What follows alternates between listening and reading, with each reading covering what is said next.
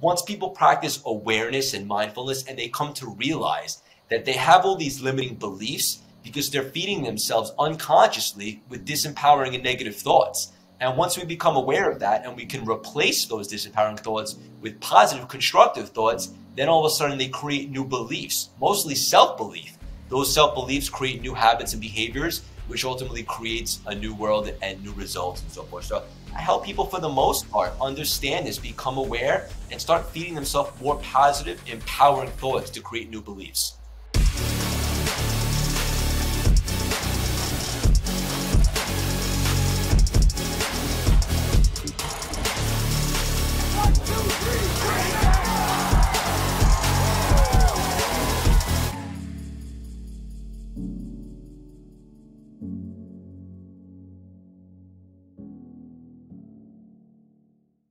Hey, welcome back to the Off Shift Podcast. I'm your host, Anthony Trucks, and as always, we have another amazing guest, someone that I will call a friend, man. I personally got to connect with this human being and being on their podcast, and then having now in kind of taking time to separate myself and coach their membership and their mastermind group of people. And the interesting thing is, he gets like this really cool kind of culture. If you talk to my guy Russell Brunson, he'll call it a cult. Sure, right? There's people that are just ingrained in the energy of this human. It's kind of crazy. There are few people I've met that can have a genuine push of energy that it's not coming from a made-up place. This is one of those human beings. So I want to make sure I brought him on today. He's a guy that worked in New York. You can still hear the accent when he talks. He worked in a high-level world, Wall Street-ish, if not Wall Street itself, I believe, and then made a transition into the world of doing what we do in the world of impacting lives from a positive standpoint. He's a guy that pushed his mind, pushed his body, and he's a successful human in many accounts. So when we talk today to Craig, man, I want to have this conversation about how he makes shift happen. So without further ado, please welcome to the show my friend Craig Siegel, man. How are you? Thank you so much, brother, for having me. You know how much love and respect I have for you. And I feel the same way about you. We got to connect in person, and you're as real and authentic as it gets. Every single time you and I get together, we create some magic. I couldn't be more excited to be here today. Cool, man. I appreciate you, dog. And it's true. We got to meet in person. It was almost accidental at an event in Vegas, I think, actually. I was like, oh, it's him, real life, man. There he is. So it was a good time. But here's the question I always start with. You can take it wherever you'd like to go with it. There's no definitive, but here's the question. If I'm walking around town, let's say I'm walking around New York. Hey, I'm walking here, right? I'm walking around New York, and I see this guy who's at we'll say at a Starbucks, I sit down next to you. You start talking to me. Again, I don't know you. Why should I listen to you? I just want to make an impact on you. And I think one of my gifts are, if not my biggest gift, and it took me 35 years to realize this, is I have an ability to communicate and have things registered where hopefully you and your audience will agree at this conversation, where you don't just hear it, but you actually want to facilitate inspired action immediately. Yeah. Actually get the juices running and want to take action. So I think that's very important in this day and age, and I think we'll be able to provide that for you here today. I like it, man. It's good. Because, I mean, at the end of the day, we're all trying to find our people in this world, man. As a belief I have is that good people find good people. And I think you have to actually have these open conversations. And I like that you're talking about the goals of impact, because it's obviously a journey you've walked through yourself, and one that I don't even, as much as I know you, I don't know all the depths of this. So I want to spend some time getting to the depths of that, figuring out what makes this guy tick a little bit. So take me back before the Wall Street, before that world. Who were you growing up? Like, give me some rundowns of the backgrounds of this guy, because I envisioned this dude who was a little scrappy guy, had energy, like, tell me who he was. It's funny because everyone always thinks that I was always this energetic and always passionate. The truth of the matter is, as I wasn't, Anthony. Essentially, it took me 35 years to find myself. So when I was growing up, like, I always was chasing something. And what I mean by that is I always thought that there was more out there for me, and I didn't know what it was. I didn't have clarity. I was a young kid, whatever the case may be. And I was a bit of a people pleaser, and I didn't know exactly what I wanted to do or who I even was. If I'm being 100% honest with you, growing up, I had some good friends and stuff of that nature.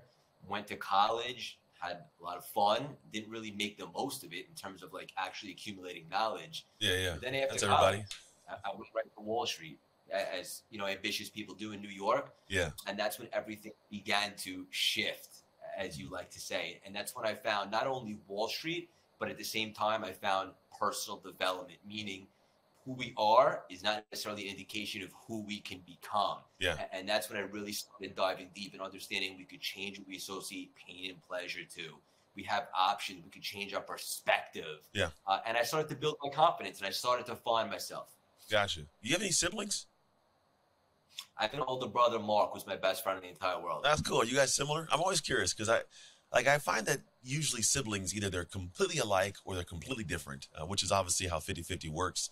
But when you have high-performing people, there's typically this space where they have, does he kind of have the same knacks as you as a human, like some of the same itches, how he does things?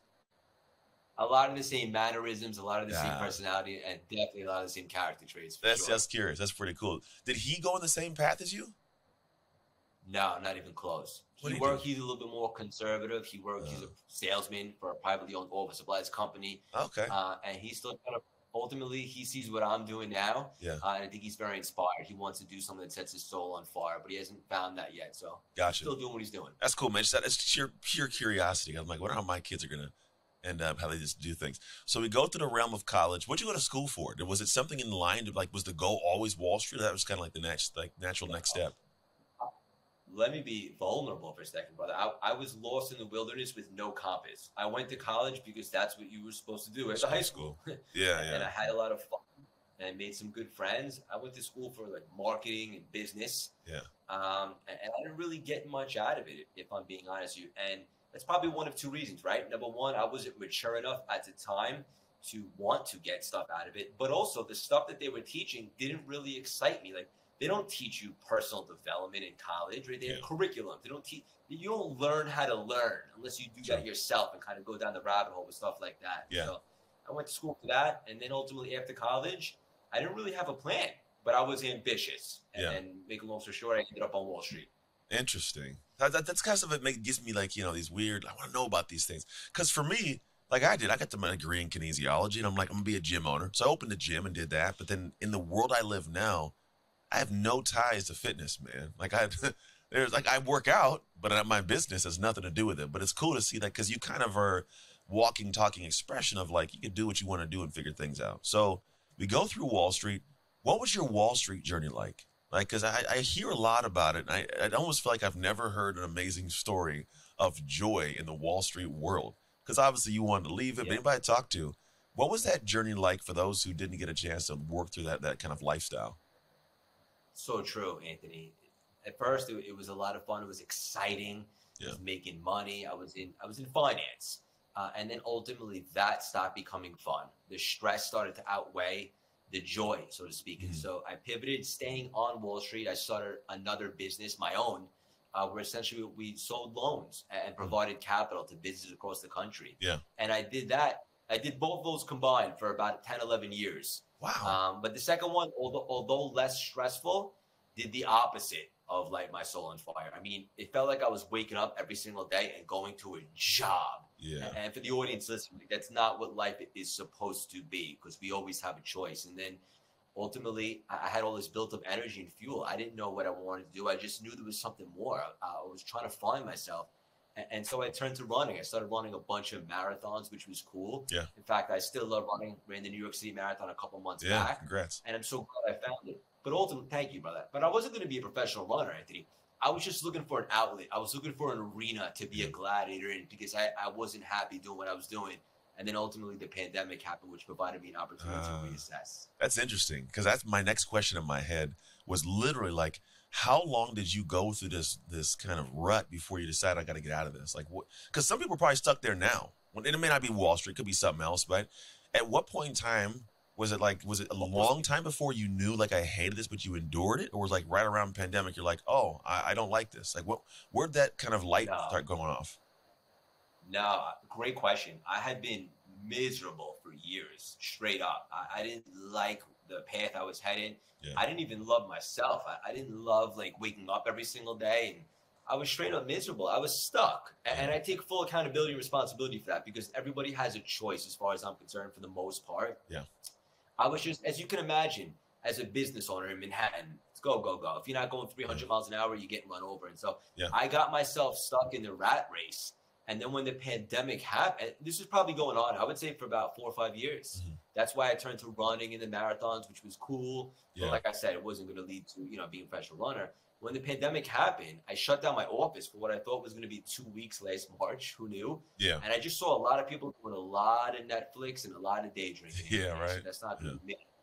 I know I'm meant for more, like to make an impact, to leave a dent in the universe, to do something special. And then ultimately, from studying personal development for 10, 11 years, I had a strategy. Basically, I said to myself, what are my gifts? What are my passions? My gift, maybe similar to yours, is my ability to communicate and elevate and inspire others to actually take positive action.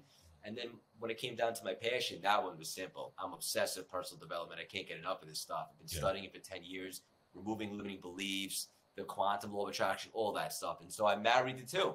My ability to communicate with my love for personal development. And I started my CLS brand a little over a year ago. And I'm very humble to say. It's building well, too. I like seeing it. It's kind of cool. And I think that's the thing that I wanted people to hear is like there was a moment you're like, I don't want to do this. And then you're like, all right, I'm going to go change something. And pandemic pushed it. I think it pushed it for a lot of people. They call it the great resign. We all stopped this thing. What happened to the people that worked for you? Do you feel like you feel bad for having taken a job for them? Or do you feel good for giving an opportunity to go chase something maybe that their heart wants? Yeah, no. Well, so I had a partner at my other business, and he's still there. So he's still, I didn't know. I just left. I went all in on this, brother. I'm done with it. Yeah. Look, and people always ask me, like, weren't you scared to leave a stable job and start something else? And the answer is this. This is pretty deep, but once I identified the CLS idea and vision, the biggest fear that I had, what I was scared of, is to not take that shot and to go back doing something that absolutely made me miserable. So now that I finally had some clarity, essentially I've been chasing this for 35 years, trying to find myself. Now that I had this, I was like, let's do this. And I put together a whole strategy, a vision, and then I started reverse engineering it and so forth. And all the other people that work for me, like, to be honest with you, for the most part, obviously there's always haters, right? If we're not haters, not doing something right. But for the most part, everyone seems to think that, like, this is exactly what I was born to do, and it's a right fit. And also, even people that just tune into the content, maybe they don't necessarily work with me, but they're inspired and elevated just from seeing the content. So a lot of people that used to work with me are extremely happy and supportive. I like that, man. And I do want to get into the whole aspect of, I would want to unpack the whole thing you do, the CLS experience. And we're inching towards it. I know we're going to get there, people, I promise. But I want to really dig into the human behind the scenes. So at the end of the day, you chose to kind of go through this route of, this is who I am. I don't love this. I want to try something new. We try something new. We open this package and kind of do. When you made this transition, there's a lot of people that sounds good. Like, hey, Craig, man, sounds good. You didn't like this job. You got this one. Like, I can't do that financially. Like, I couldn't take this leap. What did you have? I mean, any financial stuff you had to battle? Were there any, like, we'll call it support system things? What were your hard aspects of making this jump? Because I really want people to understand kind of the background of what it takes. I know there's risk somewhere. It may be different, but that risk is one that people have got to learn, like, what it is for you. And then how did you navigate that to really be able to settle in and go, oh, I'm walking away from this. I'm starting something that is unclear, but I have faith in it. Yeah. The bottom line is this. This is a story that I read many years ago. You're probably familiar with it. It's an old ancient tale, and essentially it's burn the ships. I burned the boats behind me.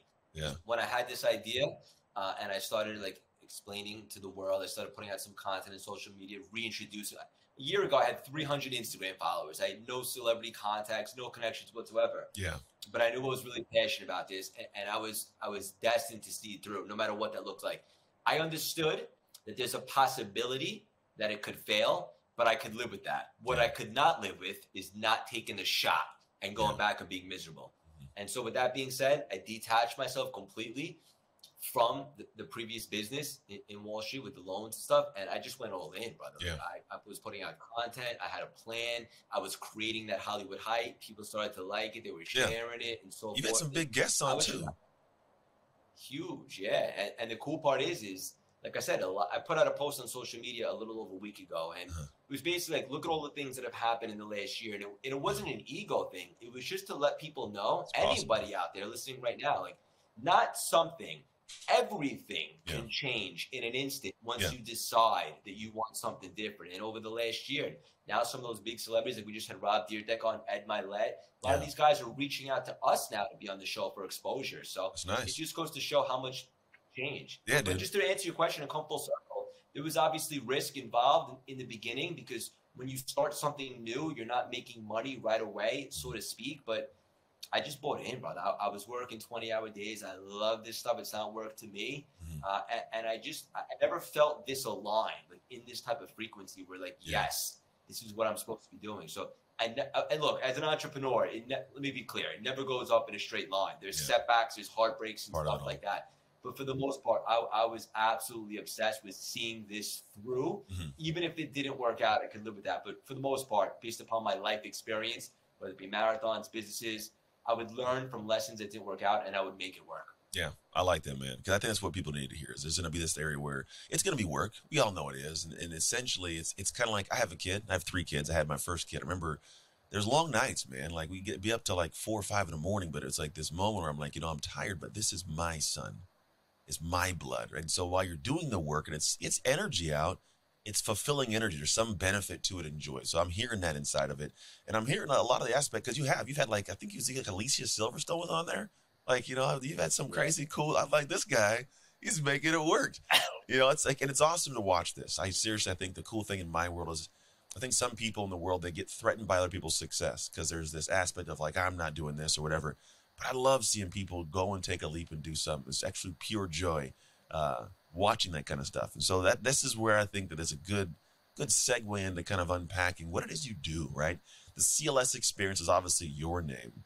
And it's experience, right? But what is it? Is it a roller coaster? We cooking pancakes? Like, walk me through so we get all this stuff together. Because I think this is that awe shift moment. We always talk about the awe shift moment.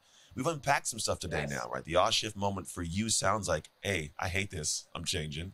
Then we have to see and then shift and sustain to go through this process we call the shift method. You saw something new. You shifted internally to create something outside. And you sustained over time, which has got you to here, right? So walk me through what is the CLS experience? Those who get a chance to engage in it, what can they expect? How does this whole thing work, man? First of all, I'm smiling from ear to ear right now because I legitimately love you, buddy. I felt the instant connection the first time we hooked up, and I know that's just the beginning of the friendship. So I just love being here with you today. I want to acknowledge you, ask some little questions, really unpacking stuff. What is CLS? So when I had that moment at the beginning of the pandemic and I found clarity in regards to my gifts and my passion, and I started the CLS brand, CLS stands for Cultivate Lasting Symphony. It's also a play on my initials. Okay. I didn't know that. I thought it was just your initials just by itself. Okay. Yeah, Cultivate Lasting Symphony, which is weird because I'm a strange cat. Let me be straight up with you. I'm weird. The word symphony always stuck out to me. When I think of symphony, I just think of like an orchestra all playing in tempo. Yeah. I wanted this to not be... I don't want CLS to be something inspirational, like watching a Rocky movie or the people that go to the gym January 1st and then it's empty 2 weeks later. I wanted this to be lasting, like changing people's mindsets, their perspective on what's capable for them. And that's lasting. So that was the name. It was also a play on my initials. Yeah. So when I thought of CLS, I was like, okay, so what does this look like? Because I'm a big believer in this. If you're going to think, you might as well think big.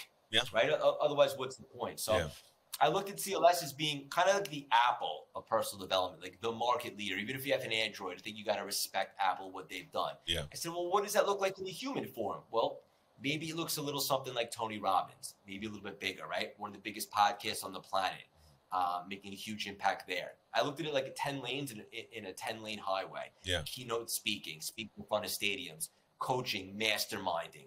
We just started my CLS membership, which is multi-subscription, which you came in and just destroyed it. Everyone's still talking about it, which is super fun. It's awesome.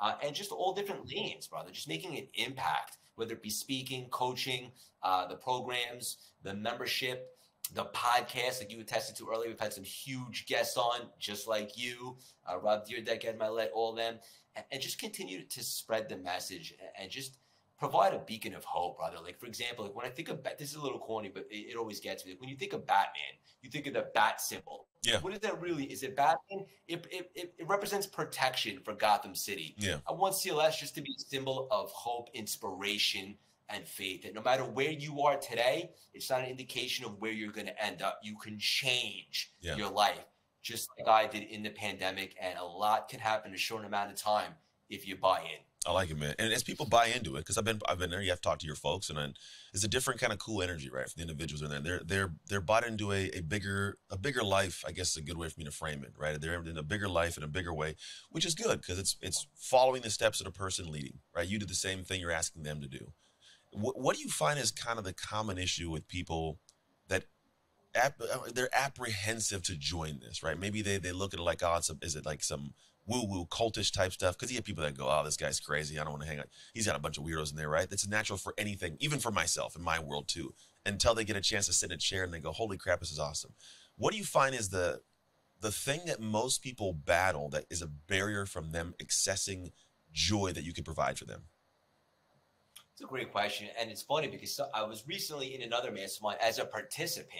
And I was connecting with a bunch of people in there, and they're like, in the first call in this mastermind, I heard you speak, and I was like, who's this guy from New York with the accent, blah, blah, blah. It looks like he's maybe full of himself, whatever the case would be. And like, but I actually got to talk to you, and you're just awesome. Like, you're empathetic, and you're compassionate, and you're just a great guy. So I think maybe from the outside looking in, look, I'm not everyone's cup of tea. I'm definitely not everyone's glass of whiskey. It is what it is. Like, I'm as real, raw, and authentic as I've ever been in my life. And I only know that because for 35 years, I was trying to find myself. I was a bit of a people pleaser. I wasn't really myself. When I stepped into CLS, the funny part is, and you even said this to me in person, Anthony, now you get me fired up. You're like, I'm exactly the same person in real life as I am when I'm on the screen doing a live or whatever the case would be, because I legitimately love this stuff. And the coolest part about this is, and I think this will hit home for the audience, is the more authentic I am every single day that I show up, the more people relate to me and gravitate towards the message. And I always wanted to say, CLS was not Craig Siegel. It's bigger than me. It's making a huge impact and a ripple effect. It's a symbol. And so, like I like to say, don't follow me. Come with me. I like that. We're on this journey together, so to speak. And it's just funny, like, every single, like, the weirder I get, because I'm a strange cat, like, like, the weirder I am, the more people gravitate towards it. And even, like, a few months back, what are you going to say? Not saying that I agree, man. A lot of people do that. A few years back, you said what? A few months back, I was at a speaking engagement. I got injured, and it ended up having a tumor in my foot when I was training for the marathon, which caught me off guard, which you know about. But I just went on social media, and I just started talking about it. I have no idea why. I just felt like being very vulnerable, which was out of character for me. It ended up spawning a brand new weekly show that we do called Transparency Hour, which is awesome. But make a long story short, people found it relatable because I was going through something. People were on the journey with me. They saw how I handled it. I got the surgery. I never complained.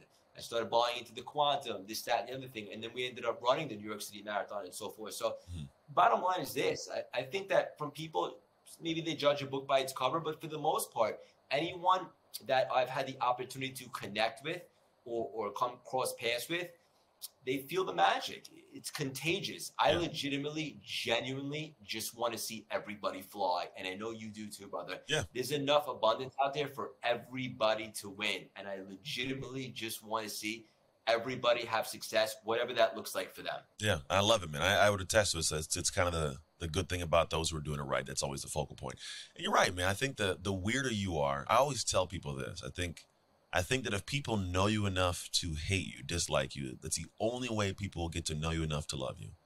And so when you're weird, people get to know you like, oh, we get to see who he is. Like, I can picture what it'd be like having a beer with this dude, which allows me to feel like, I'm a little more easy. But I think also what you do is you give people, I know you probably inherently know you do, and maybe you don't. I know I've learned that this is something I do. When I say almost anything on my mind and you get to see who I am right now, it gives you permission to be you too. So like, this is what I'm doing, this is how I feel. And then people feel like, oh, it's a safe space for me to express. And then in that unique bubble, I'm sure you probably do this for your communities, probably without even realizing you're doing it. But the way that you embrace a human being who shares something expressive or unique in your group, how you handle that, it shows everybody else what to expect when they do it. And if you do it right the first time, floodgates of awesome. You do it wrong, you shut everything down. Like if you make fun of somebody or poke, right? So you have this natural like thing to do that. Was that only developed post-pandemic? Or was that always who you were? No, that like empathetic and compassion, stuff like that, I've always had this in me. I was just a really raw version of myself. I didn't have purpose. Like, yeah, the Wall Street thing gave me some purpose to an extent, but it was temporary. But once I packaged this all together and understood this whole vision for CLS stuff, and I just started being 100% myself, that's when like everything kind of came together. And I appreciate the acknowledgement for saying that, Anthony. And I see you do the same thing. Like what first of all, when I say something weird, I understand it. It helps people drop their guard down and say, oh, I could be myself here too. And acknowledging people, because I understand it takes courage to be vulnerable in front of other people or on social media, because it's something I would have never even thought about prior to CLS. I was actually a private cat, private Instagram, all that stuff. But when I understood the CLS vision, I understood that part of the process was being open and so forth. So yeah, allowing people to know that whenever they're around me or in my membership or one of my masterminds, whatever the case may be, it's a safe spot. It's a judge-free zone. Listen before judging and all that stuff. I appreciate you saying that. Oh yeah, for sure, man. So who's the kind of person that's a great fit for the CLS experience? Like where are they literally and figuratively in life? It's funny because people always ask me, and I joke around, like my CLS audience is more diversified of a portfolio than I had on Wall Street. It's literally people from all walks of life. Yeah.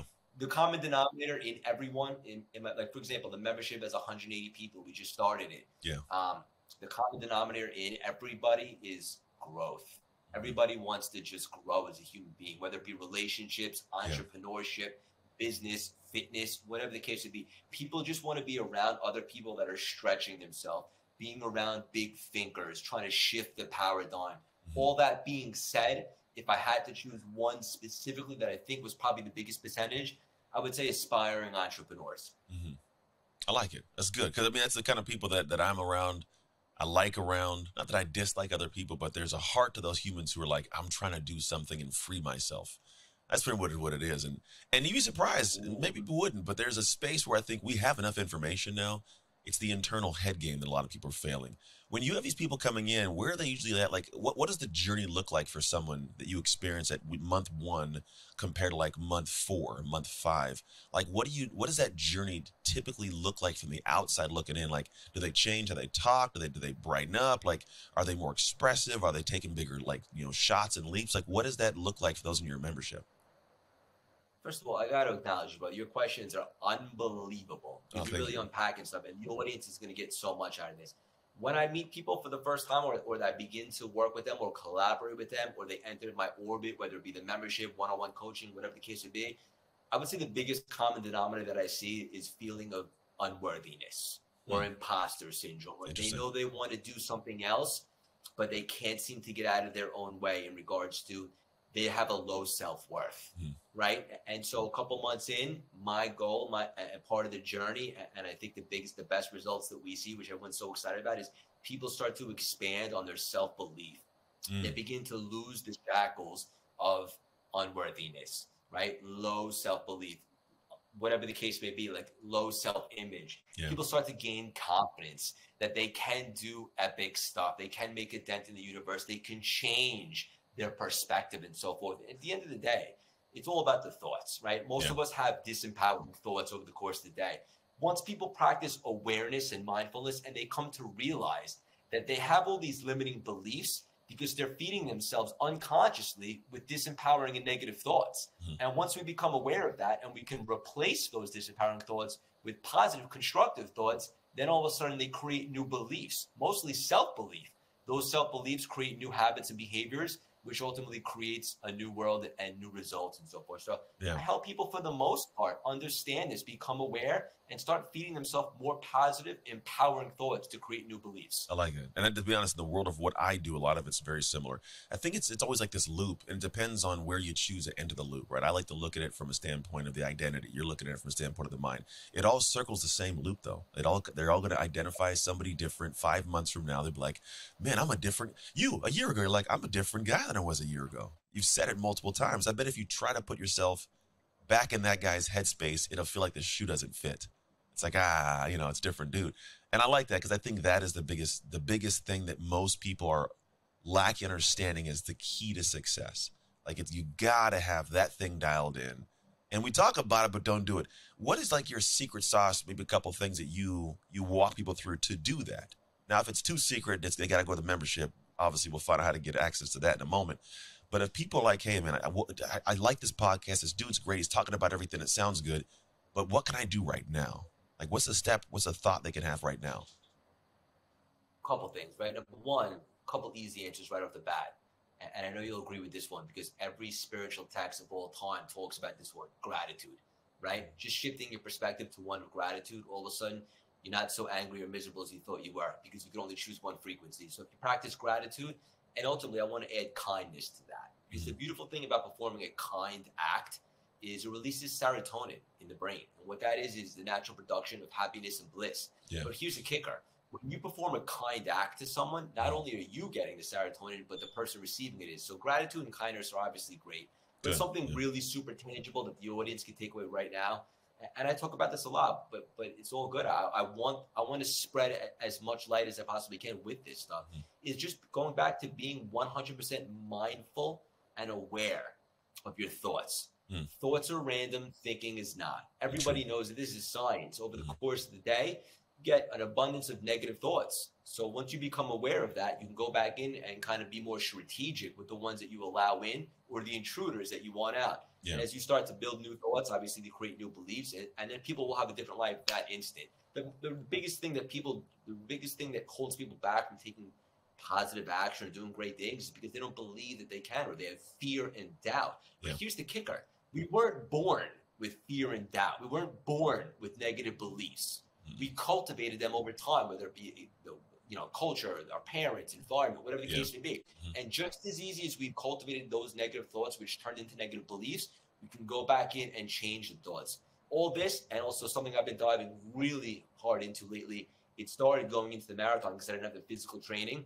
Something I've been skeptical for a while now because it's beyond my senses, and I'm curious to hear what you think about it, is all this quantum energy and universe stuff. I really been diving in and having a lot of fun with that.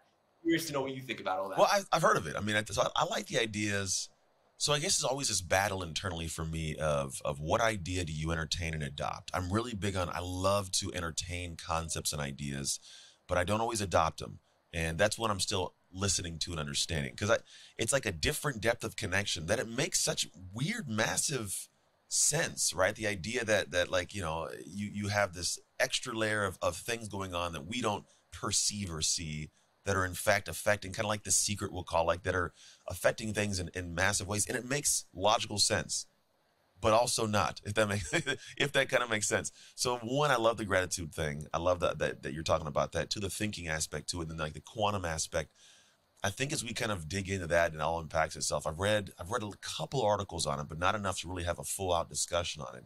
But from what I gather, it's more of this thing of like, there's a lot going on we're not aware of. And the more you're unaware of it, and stay oblivious to it, the more it's still going on without you controlling it. The moment you step in and say, here's what's going on, I see it, and I think you start making efforts to adjust. I think in that path, we could find more out. I could probably find more out, but I haven't gone down the path of trying to flip the levers and hit the switches, but I would love to know, in your journey through that, what in your efforts towards, kind of making this common path, what have you found to be like, man, is there some truth to me now? Maybe not the perfect for the world yet. What are some Craig Siegel truths of that aspect? I just love this stuff, brother. It's still new to me, let me be honest. Yeah. And I'm still trying to be able to articulate it. But I know that it's real because I've been skeptical. I started really diving into the quantum stuff before the marathon. And essentially I was able to get to the start line without physical training and run faster than I ever ran in my life. And that just doesn't happen if you don't have the physical training unless you're on a different frequency. Yeah. So the way I articulate it in my head is as follows. Like, this is a vessel that's speaking to you right now. I'm a spirit and a soul having a human experience. I believe that. There's just a 5'7", kind of handsome, maybe not, depending upon your handsome vessel.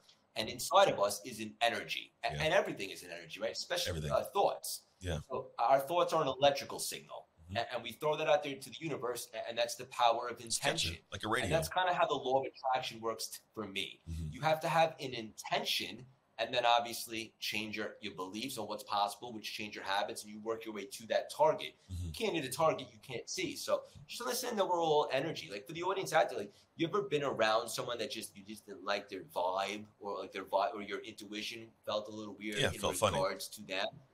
Yes, so that's how I view all this stuff, but trying to stay in that really high frequency. Yeah. And anytime we're out of that frequency, I like to say just become aware again. You're probably in not a great frequency because you have negative thoughts, and then we can replace those. So instead of having bad days, now we just have a bad moment, and we're able to get back into that high vibration and that high frequency and kind of stay into that. It's like, you ever know, like when you're really on fire in that frequency, like the right people fall into your life at the right time.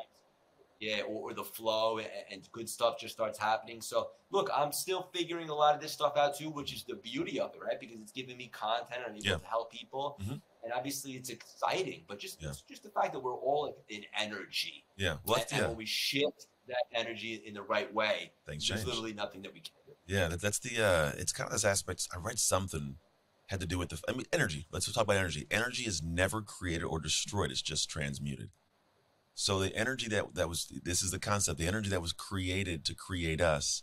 This is how people talk about we are angels. We are, we're part of the universe, because essentially we are energy that was pulled in from somewhere and created. And when we're done, the energy, we don't end, right? The energy just gets transmuted to something else, like could be spiritual, whatever you choose to be. And the idea behind what you're talking about, those who are like you talked about the energy from the brain, it's a chemical energy that goes through. An electric aspect to it, right? That's why our heart, it can be started with electricity, it gets things moving. And the idea is like a radio signal. It just gets sent off from something somewhere. It travels through the air. It connects and lands somewhere in your car, and all of a sudden you hear a radio song, right? A song comes through. Well, what is vastly different, I guess, from the aspect of our electric brain sending a signal out? But we don't have a radio to tune that in, right? It's typically like the universe, you're saying. And that's why when we think about the vibration or the frequency, we're putting something out. Yeah, if you put that signal out, the song you get is a sucky life. Right? If the song comes, if the signal, but if you change that signal out, man, like, hey, this is possible. I feel this. We'll call it manifestation. You can bring a little bit more positive in, but you got to be in control of that. That's why things will happen. I was in an airplane. I'm sorry, I'm talking too long. I'm realizing I'm talking a lot, but I like this. I love it. I was on an airplane, and it was like a delayed flight, and we redirected to a new airport and all this kind of stuff. Some people were pissed, angry, and I'm in my head like, hey, at least I'm safe. My family knows I'm alive. Like I was an extra hour in the air. I wasn't supposed to be there. My wife was freaking out, but the way that I perceived that moment was a different energy, and it ended up being a good outcome. But I can't imagine how it was for that person with that negativity. What came back to them in the world, like. But that's how we live in life. And so what you're talking about is like, you go into the CLS experience, we're going to teach you how to work with gratitude in one piece. We're going to talk through thoughts in another piece, is quantum thoughts. But at the end of the day, it sounds like you're going to teach people how to change the frequency internally. So kicking something out that comes back as a good song of life. That's it, brother. Amen. And you articulate it better than you let on. And so it's like the universe is a mirror. Good thoughts, good energy, good results, good outcomes. Those people that are always pessimistic and or playing small or thinking about things in a negative connotation, the universe mirrors that as well. So that's why you have to be so deliberate with the thoughts that you use as electric signals to put out there, and be very strategic with your energy, so to speak. Yeah, man. It's cool. It's a good conversation to deep dive into, because I think the thing is we always have these worlds we're living in and not realizing that the world we're living in isn't the world we're living in. It's you wake up to it. Like, once your brain accesses new experiences, new people, you go, holy crap, I'm going to did the same place, but I've lifted above this era that I was at. As a guy that I met one time talked about, he was flying a plane, and like under the clouds, it's stormy and it's crazy. But as soon as he broke through, it's sunny. He's like, I'm in the same geographic location, but at a higher elevation, it's clear. That little thing happens when people actually access that different mentality. When you look at the future of CLS, what you guys are creating, what is that vision? Because you alluded to it, but I don't know if you've actually explained clearly, like, what's the vision for this whole thing? Just the biggest impact that the world has ever seen. And I know I use Tony Robbins because I think everybody's familiar with Tony and the work that he does. Yeah. But to be essentially bigger than Tony, and I say that very humbly and respectfully because I have nothing but respect for him, but just an impact like that, but also a little bit different, like with my own spin on it, so to speak. And it's not about me. It's just, as you attested to earlier, like the community, that I like to call it the family, it's just a vibe. It's a little bit different. Like everyone is so supportive and loving on each other. Everyone wants to see each other win. It's something different that I haven't quite seen, and I've been around personal development for a while. I just haven't made it my life, but I've seen other groups There's just a different buzz, and I just want to continue to make more impact, bigger podcast, bigger speaking engagements than what you're up to. The masterminds, the membership, continue to grow out that, and the coaching, and just all the different things. Now we're getting big sponsorships and stuff like that, which is super cool.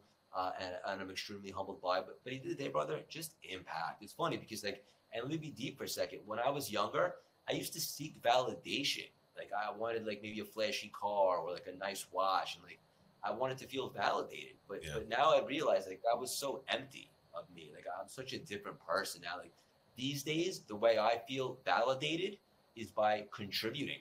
Like, when I leave an impact on someone and they come back and they give a testimonial, they're just like, thank you so much for that post that you made, or thank you so much for the coaching call that we had. Like, it helped me see things differently. Now I want to achieve my goals, whatever the case. When someone comes back to me with some sort of impact that I made, I know I'm contributing. And that's how I see validation these days. And that's what it's all about, just on a bigger scale. I like it, man. Beautiful. It's a good place to try to direct an entire community of people, because we all need to go, especially the way the world's going now, man. There's a lot of craziness going on. People aren't happy. Everything that's not a good statistic seems to have shot up. And so we need to put a shot of goodness into the world. I have two final questions. First final question is, if people want to find out more about you, what you do, all the fun stuff, where should I send them? This is Instagram at Craig Siegel _CLS. Anywhere you listen to podcasts, Is Cls Experience. Also our website, which has basically everything, cultivatelastingsymphony.com. I like it. Specifically Instagram, I run that the most. Same here. I usually go hang out there too. So yeah, it's a good spot. Craig Siegel _CLS on Instagram. People in the world. Final question, man. This is going to be one that I'd love to hear. I'd love to hear your heart on this one. Here's the question, however you want to answer it. What promise did God make to the world when he created you? Make people feel good. Feel like there's more out there for them and it's achievable. And so when I was created, this vessel that's inhabiting this soul and spirit, and it took me a little longer maybe to figure it out, but I think that's part of life. You have to go through some stuff that really shapes you and develops character. He told the world that I would be a beacon, and I would help people see their potential and want to achieve it, and then cause a ripple effect of everybody wanting to do good and just make a difference in the world. I dig it, man. It's a good one. That's a good one. It's a good promises to be made to the world, because there's always those unique individuals, I think, that we all we stand out in ways that allow other people to stand out. That's a big thing. It's like, how can I create something and do something? It's the same language tied to that whole as, if you want something, whatever it is you want, the best way to get is to help as many other people get what they want. And you find out what you want isn't even the same thing you wanted. So it's kind of a interesting bubble, man, but I like it. Hey, thoroughly enjoyed hanging with you, man. Huh? I love hanging out with you, brother. Every single time we get together, and this, to be honest with you, this conversation was deeper than I thought. But I love this stuff, Anthony. Like, if I'm at the dinner, these are the topics of my dinner conversation. Yeah. I love this stuff, and I love that we got deep. This is the stuff that gets me, and it's all I'm interested in right now. Of course, my family and this type of stuff. So I love the conversation here today, brother. Thank you, bro. Same here. So I enjoy doing them. That's why I have this podcast in place. It was created to actually find cool people and have conversations about cool random things. And I just go. I don't have plans. I get on and I hit record. And I don't know what we're going to talk about for an hour. But I've never had a problem making a conversation go enjoyably for an hour or more, right? So, and it helps to have someone on the other end of the call that actually knows how to talk about their passion with clear words and clear thought and is doing something. So thank you, because it ain't a one-man show, quite literally. But dude, hey, seriously, appreciate your time. Thank you for coming and hanging out with the Shift community of human beings who are out there trying to make a shift happen in the world. Any final words, final thoughts, a little send-off you might have? Yeah, just for the audience listening, because I know you got a big audience, Anthony, because you're making a huge difference and impacting the world. For everybody listening, just ask yourself 3 words. Why not you? Why not you? Because if it's not you, it's going to be somebody else. But once you understand that you have the ability to control your thoughts, which change new beliefs, there's literally nothing that you can't accomplish. And I want people to really take that in. If you feel disempowering or if you feel like you're not worthy, it's just disempowering thoughts. You have the ability to replace those and provide more empowering ones. It's literally nothing that we can't do. So at the end of the day, look yourself in the mirror and say 3 words. Why not you? Beautiful, man. I like that. Solid one to end on. Thank you again. Hey, thank you for tuning in and hanging out with us. You could be anywhere in the world, but you chose to come hang with us. So I appreciate you. Thank you so very much. If you found this podcast to be valuable and helpful for you, do me a favor, share the podcast. Also, please rate and review the bad boy so the rest of the world can find out more about this amazing podcast. And also, if you know someone who needs to hear this, maybe someone is working in a world that they don't belong in, and you know they don't belong in, and they know they don't belong but haven't taken a step, maybe you directly share it with them to kind of, push them in the right direction so that they can get the seed they need to grow into an amazing life. Outside of that, make sure you find my man, Craig Siegel, on Instagram, Craig Siegel _CLS. And that's it. Make the most of your off shift moments so you can make shift happen. It's Anthony Trucks and Craig Siegel signing off. Hey, thank you for tuning in to the Oz Shift podcast. I pray that we gave something amazing to your life. And if you found this episode served you in some way, I would love if you could share it with people you know, people you love, as well as your community, because you never know who needs that simple little seed that can grow into something amazing for their life. And the actual training doesn't stop here. If you want your free copy of the show notes sent to you after every episode so you can get the major points consolidated down, simply go to textanthony.com and message the word notes. Till next time, make shift happen.